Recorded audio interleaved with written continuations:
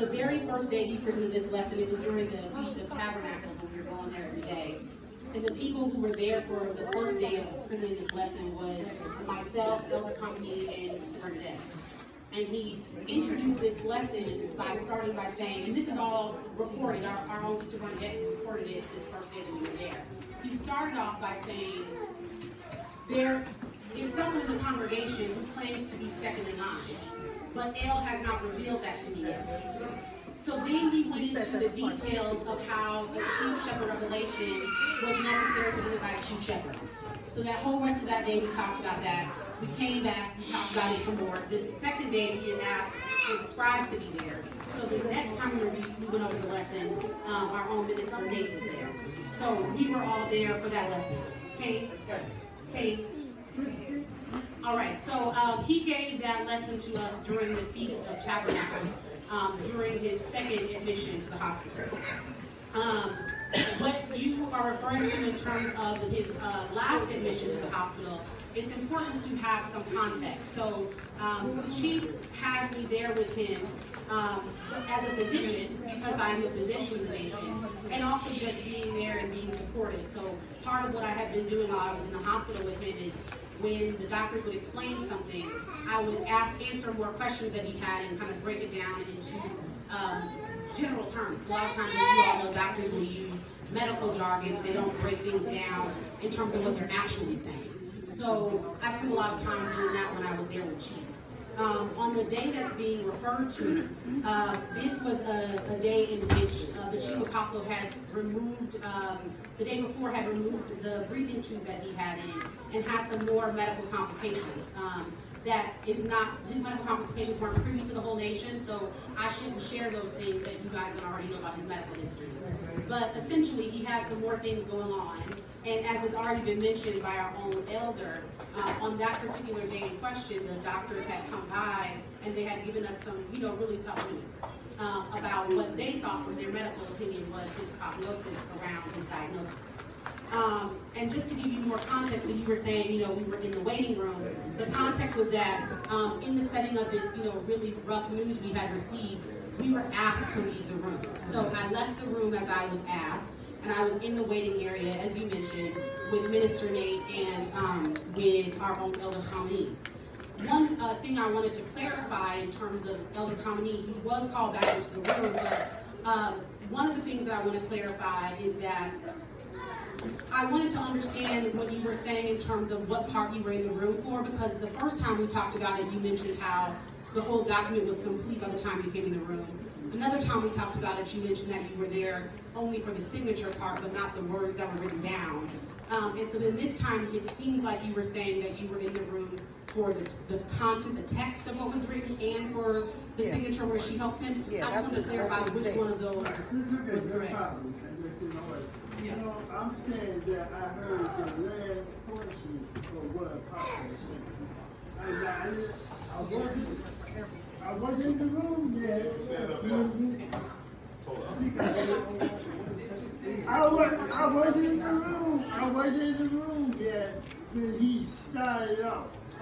Okay, so I want to make that clear. I wasn't in the room yet when he started off, but when I came into the room, she was finalizing what the apostle was saying. He said he wasn't there for that part. But Buddy wrote it, the apostle signed up on it, but he had her to read it back to him 2 times while I was in the room. Okay, I just want to clarify. The next thing that I wanted to clarify about this particular day that we're referring to, and I've had discussions with people who were there that day, and they may disagree, but this is my vocation and my training, is that at this time, we had gotten to a point where the medical physicians would not allow for our chief shepherd to make decisions on his own medical health, because they didn't think that he had the capacity to do that at this point. So he wasn't in charge of some of final decisions. And that day when they addressed us, they were not addressing him directly. They were addressing family, because he was deemed not to be able to make decisions for himself.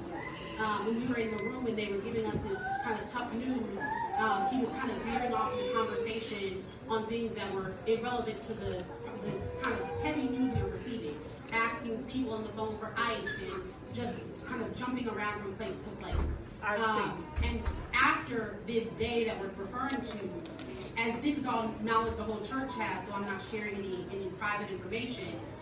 The night before, the day that we're talking about right now is the evening before he COVID. Before he got so sick that he ceased to live for those few minutes until they brought him back with resuscitation. So I just want to put in context the medical situation that he was in at that time. My medical opinion, the medical opinion of the doctors who were caring for him that day that we're referring to, he was not able to make decisions for himself. All right. So I just want to give that context of what his state was at that time. The additional thing that I wanted to share is then, we came into the room now, we were invited back into the room, and now at this point, it was myself, Minister Nate, Elder Kamini, our sister Bernadette, and Chief Apostle. And there was made reference to a piece of paper that was signed previously, but that we didn't know what this paper was. We were actually told as we were coming into the room that he signed a paper and we weren't going to hear about this paper unless he passed away. But while we were in the room, the chief shepherd says, no, go ahead and read what was written. So that's when the paper was read off. And I was puzzled after hearing what was read off. And I asked the chief apostle some questions because I was confused. And again, this is me asking him questions when he's in a state where he's, not there enough where they allow him to make his own medical decisions, but I was confused. So I said, has something changed from the lesson that we received during Tabernacles? Have you heard a revelation that identifies someone as a chief shepherd? And at the time when I asked him this question, Minister Nate and our own sister Bernadette were in the hallway, and the people who were in the room was myself and Elder Kamini. Okay, you recall that?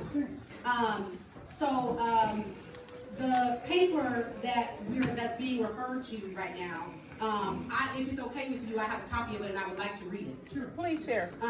So the paper is dated 10/20/2023, and it says, I'm just going to read it as exactly as it's written. So excuse some of the grammar, but I'm just going to read how it's written. To the church, to rule the church, Elder Love, Elder Ahav Love, training, he gets to teach, has to teach. Then it says signed, and then it has a signature. What has been taught in the textbook, no other leader can go over what been taught, the doctrine, comprehensive biblical Hebrew text. So this was already written and signed before I walked into the room, so I can't testify any to the context of how this came about. You've already heard a little bit of that. What then I was in the room for was then, Chief Apostle was asking this to be reread. It's reread a couple of times. And then he asked for the scribe. He said, well, we have a scribe. I want him to write this down.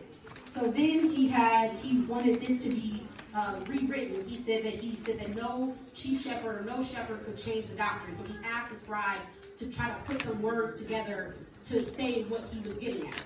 And so then the next thing that was written was, no chief shepherd, no shepherd or apostle has the power to change the doctrine of the church as restored by the restored chief shepherd, Apostle Haman, given by way of the comprehensive biblical Hebrew text and biblical hermeneutics. And then this was signed by Minister Nathaniel and by the chief shepherd.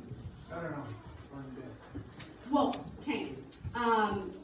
And so what then follows after this is that evening, this copy of this was sent to me. And this copy of this was sent to me, and I was asked if I could rewrite this because the context or the way it was phrased, the author was concerned it might sound like this is saying Ahab was the chief shepherd. And the person who called me asked me to help rewrite it because I have a good way with words. To be clear, this does not mean that they're the chief shepherd. My response to that person was, I can't do that because one, my medical opinion is that he's not in the right state of mind to sign anything. Physicians won't let him sign or make any decisions. When there were procedures they wanted to do overnight, he couldn't agree to that. So my medical opinion is that he's not in the state to sign it. And two, I can't just put my own words down and have it re-signed. Well, then we know the events of the next morning. I get a call in the morning at 6:30 that he was coding, and so I made my way back to the hospital.